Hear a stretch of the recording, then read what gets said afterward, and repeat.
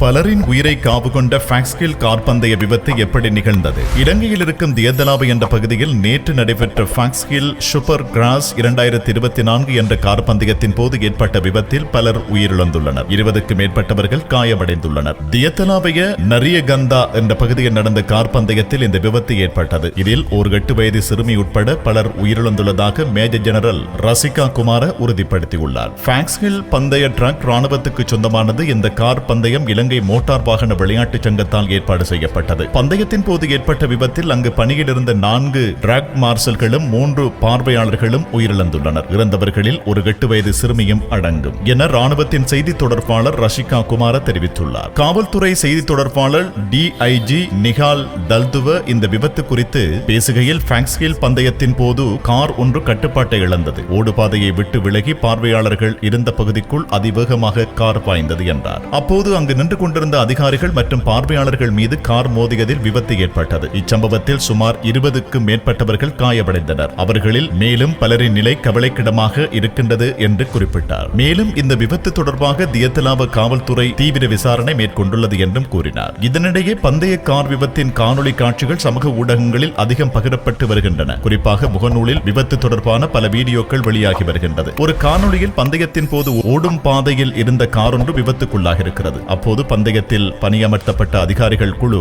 ஓட்டுநரை வெளியே எடுக்க முயற்சிக்கின்றது. அதே சமயம் மற்றொரு கார் அதிவேகமாக பார்வையாளர்கள் இருக்கும் பகுதிக்குள் பாய்கின்றது. அந்த கார் பார்வையாளர்கள் மீது மோதுவதும் அங்கு ஏற்பட்ட பரபரப்பு வீடியோவில் தெளிவாக பதிவாகி இருக்கின்றது. ஃபேக்ஸ்கில் பந்தயத்தை காண வந்த பார்வையாளர்களின் பாதுகாப்பை அதிகாரிகள் உறுதிப்படுத்தவில்லை என்றும், ஓடும் பாதையை சுற்றி போதிய பாதுகாப்பு வேலிகள் மற்றும் தடுப்புகள் இல்லாதது ஏன் என்றும் சமூக வலைதளங்களில் மக்கள் கேள்வி எழுப்பி வருகின்றனர். இலங்கை ஆட்டோமொபைல் விளையாட்டு சங்கம் ஏற்பாடு செய்யும் இந்த மோட்டார் பந்தய போட்டியானது ஒவ்வொரு வருடமும் ஏப்ரல் மாதம் நடைபெறும். இலங்கையில் இந்த போட்டிக்கு பெரும் முக்கியத்துவம் கொடுக்கப்படுகிறது. இந்த போட்டியை பார்வையிட ஏராளமான ரசிகர்கள் வருவது வழக்கம். இந்த பந்தயம் 1993 ஆண்டும் முதன் முறையாக ஏற்பாடு செய்யப்பட்டது. இந்த ஆண்டு ஃபேக்ஸ்கில் போட்டியை ஏற்பாட்டாளர்கள் விறுவிறுப்பு பிரமிப்பு என்று விளம்பரப்படுத்தியிருந்தனர்.